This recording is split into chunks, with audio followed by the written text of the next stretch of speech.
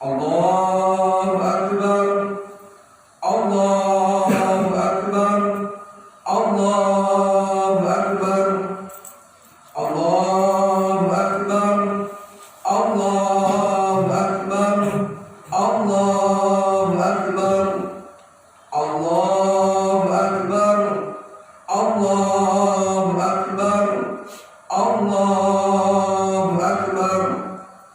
Alhamdulillahi wahdah, sadaqa wa'dah, wa nasara 'abdah, wa a'azza jundahu wa hazama al-ahzab wahdah. Ashhadu an la ilaha illallah wahdahu la syarika lah, wa ashhadu anna Muhammadan 'abduhu wa rasuluhu la nabiyya ba'dah.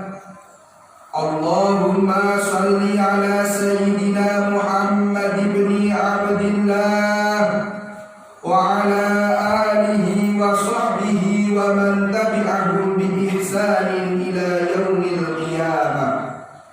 Amma ba'du, faya ayyuhal hadirun, usikum wa nafsi wa iyaya bitaqwallah wa ta'atihi la'allakum tuflihun.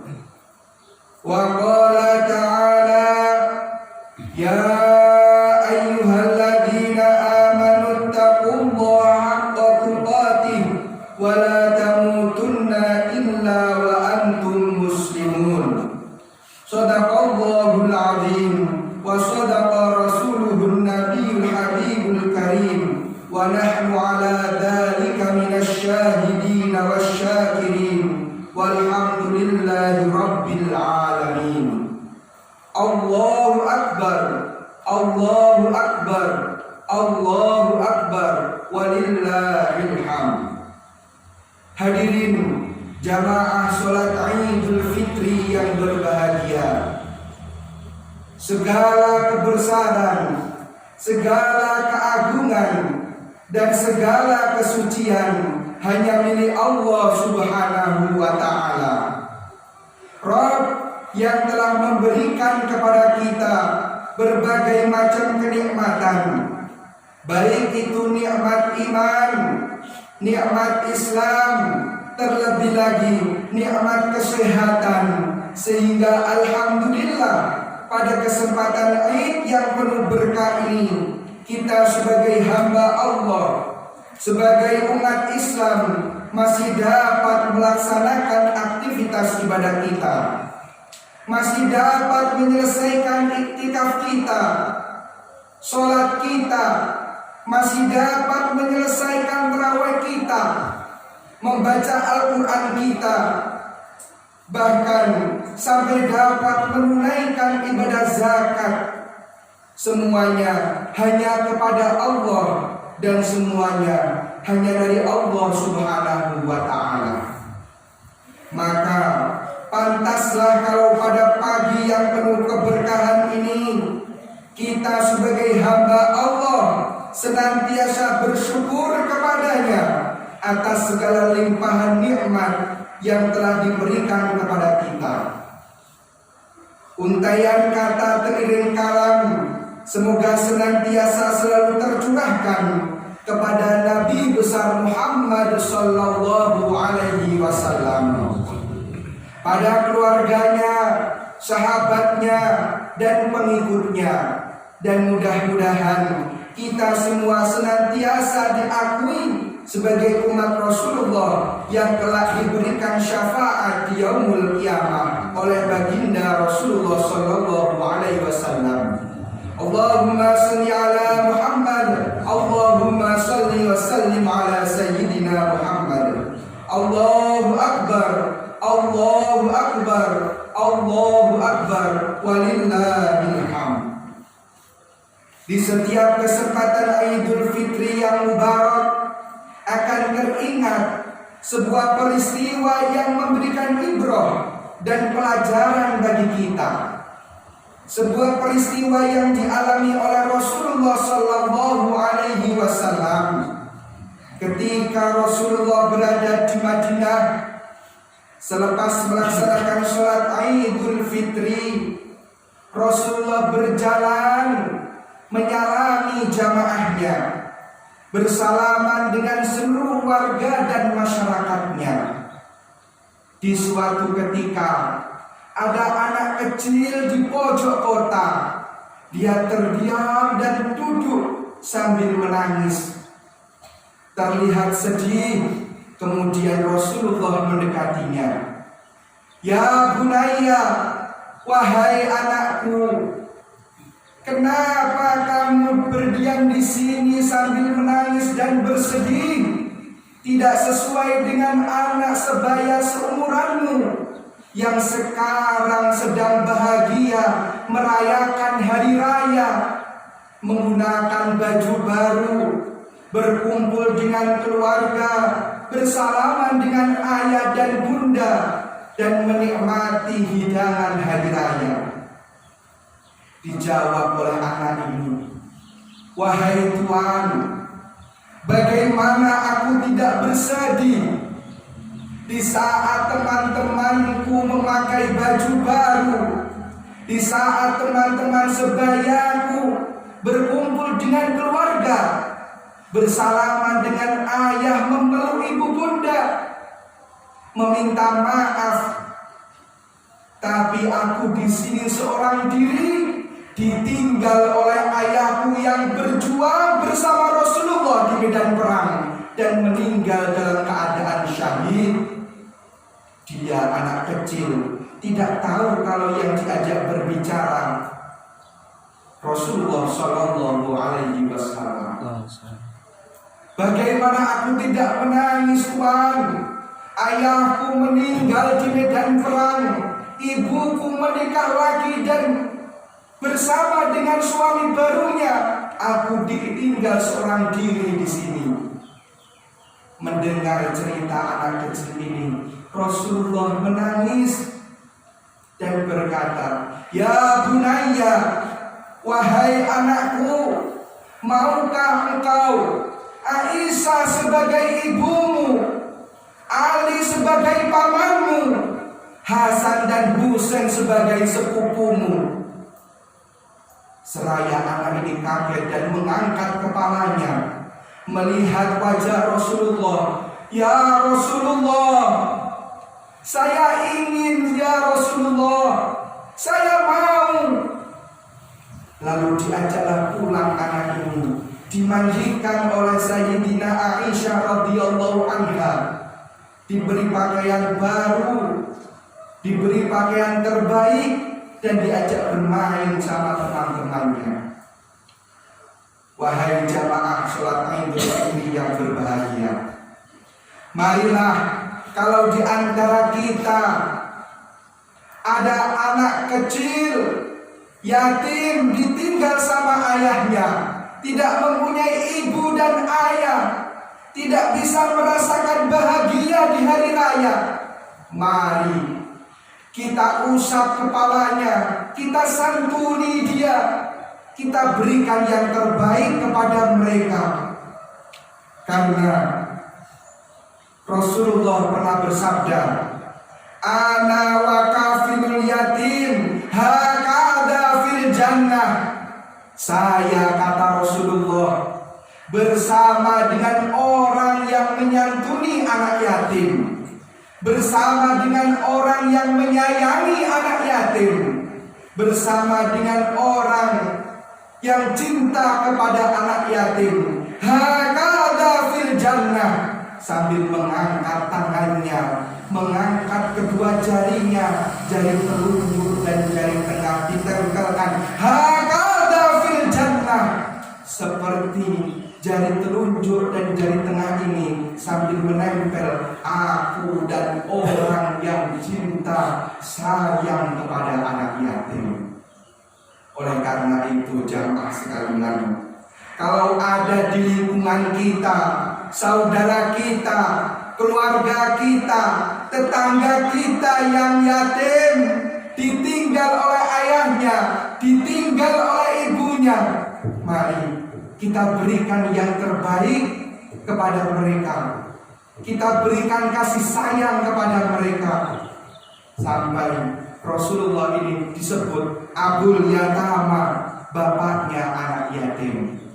Allahu Akbar, Allahu Akbar, Allahu Akbar, walillahil hamd. Cerita yang pertama.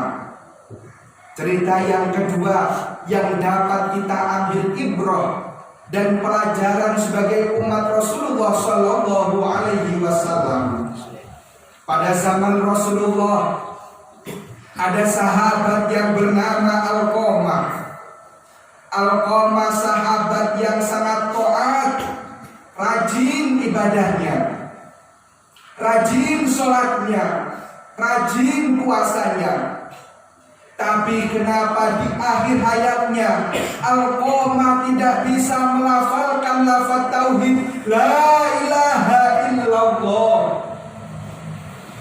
Akhirnya istri Alqamah berkata kepada sahabat Ali dan Bilal, "Hai sahabat Ali dan Bilal, sekarang sahabatmu Alqamah sedang sakaratul maut dan tidak bisa melafalkan lafaz tauhid la ilaha illallah di akhir hayatnya." Kemudian sahabat Bilal dan Ali berkata kepada Rasulullah, "Ya Rasulullah, sekarang ini sahabatmu yang bernama Alqamah sedang sakaratul maut, tapi di akhir hayatnya dia tidak bisa melafalkan lafaz la ilaha illallah." Dikatakan oleh Rasulullah, "Wahai sahabatku, kenapa Alqamah sampai tidak bisa melafalkan tauhid di akhir hayatnya?" Kemudian sahabat Bilal berkata kepada istrinya, "Wahai istri Alqamah, apakah masih ada orang tuanya? Apakah masih hidup ayahnya Alqamah?" Dijawab oleh istrinya, "Bapaknya sudah meninggal." "Apakah masih hidup ibunya Alqamah?" Tertunduk sambil terdiam istrinya. Ibunya masih ada di pulau seberang sana yang sudah tua renta. Disuruhlah sahabat Ali dan sahabat Bilal untuk menemui ibunya di seberang pulau sana. Sampai di pulau, di rumah ibu Alqamah, Bilal berkata, "Wahai ibu, sekarang ini anakmu yang bernama Alqamah sedang sakaratul maut. Tapi kenapa di akhir hayatnya Alqamah tidak bisa melafalkan lafaz tauhid la ilaha illallah? Kenapa ibu? Apa gerangan yang menyebabkan Alqamah tidak bisa melafalkan lafaz tauhid la ilaha illallah?" Dijawab oleh ibunya, "Wahai sahabat, aku bangga mempunyai anak Alqamah. Dia sangat taat, rajin ibadahnya, rajin sholatnya, bahkan taat kepada Rasulullah Shallallahu Alaihi Wasallam. Tapi Alqamah setelah menikah, dia lebih cinta kepada istrinya. Dia lebih memilih istrinya daripada saya. Dia lebih setuju kepada istrinya. Dia mengalahkan saya daripada istrinya. Bahkan dia meninggalkan saya sendirian. Padahal saya ibunya yang mengandung, yang melahirkan. Dalam keadaan susah payah saya mengandung wahnan ala wahnin. Saya sebagai ibunya sahabat tidak ridha, tidak ikhlas kepada Alqamah yang telah membuang saya, yang telah lebih memilih istrinya daripada saya."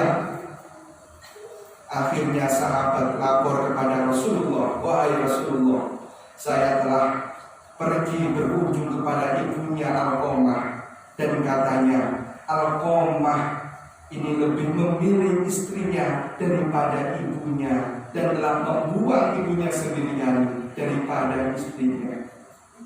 Katakan lagi kepada ibunya, lebih baik saya Rasulullah yang akan pergi ke rumahnya, atau ibunya Alqamah yang akan kesini mendatangi saya. Tahu informasi ini, akhirnya ibunya Alqamah berangkat. Jangankan Rasulullah yang pergi ke rumah saya, biarkan saya yang akan menemui Rasulullah Sallallahu Alaihi Wasallam. Sampai di depan Rasulullah di rumah Alqamah, Rasulullah berkata, wahai ibu, sekarang anakmu yang bernama Alqamah sedang sekarat. Di akhir hayatnya dia tidak bisa melafalkan lafaz la ilaha illallah. Apakah masih engkau tidak memaafkan anakmu? Kalau engkau masih tidak ridha, tidak ikhlas dengan anakmu, maka saksikan, wahai sahabat, kumpulkan kayu dan kita bakar bersama-sama Alqamah. Allahu Akbar, Allahu Akbar. Ibu mana yang rela, yang tega melihat anaknya disiksa? Ibu mana yang rela dan tega melihat anaknya sengsara? Seluruh ibu pasti sayang walaupun bentuk apapun anaknya. Akhirnya, ya Rasulullah, meskipun seperti itu, Alqamah tetap anakku. Alqamah lahir dari kandunganku. Saya ridha, saya ikhlas, dan saya maafkan Alqamah ya Rasulullah.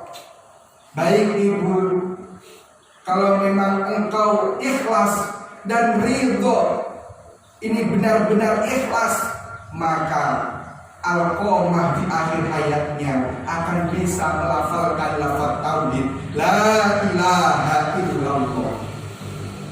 Hadirin, betapa banyak anak yang telah lalai kepada ayahnya, yang telah lalai kepada ibunya.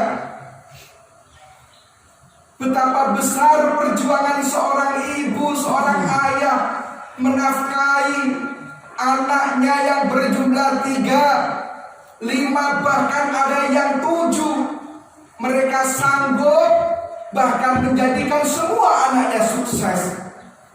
Tapi kenapa anak ini merawati, menjaga ibunya, ayahnya orang satu seorang saja, gitu saja dilempar-lempar. Ibu jangan lama di rumah saya, pindah ke rumahnya kakak. Ibu jangan lama-lama di rumah kakak, pindah ke kakak yang pertama.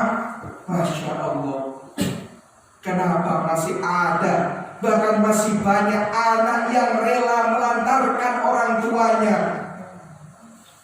Betapa besar perjuangan seorang ayah dan ibu. Tahu seperti itu, akhirnya Alqamah di akhir hayatnya bisa melafalkan lafaz la ilaha illallah. Hadirin jamaah salat Idul Fitri rahimakumullah. Maka kesempatan Id yang bahagia ini, siapapun di antara kita, maka orang Islam itu berbondong-bondong rela ngantri macet-macetan di jalan mengunjungi kampung halaman.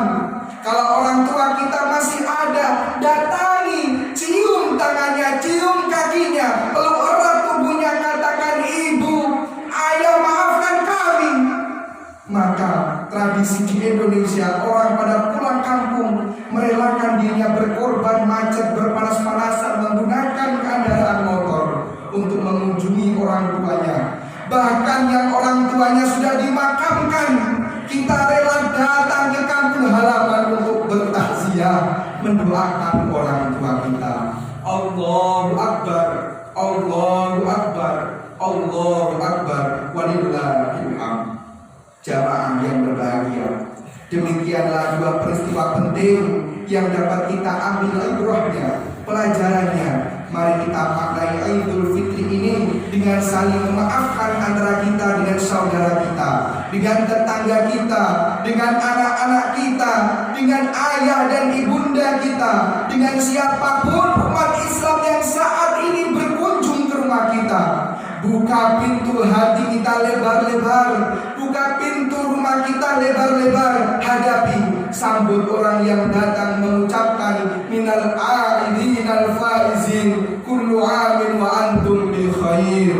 Sambut mereka, sambut saudara kita dengan taqabbalallahu minna wa minkum syiyamana wa syiyamakum wa taqabbal ya karim. Allahu akbar, Allahu akbar, Allahu akbar. Barakallahu li wa lakum fil Qur'anil azim wa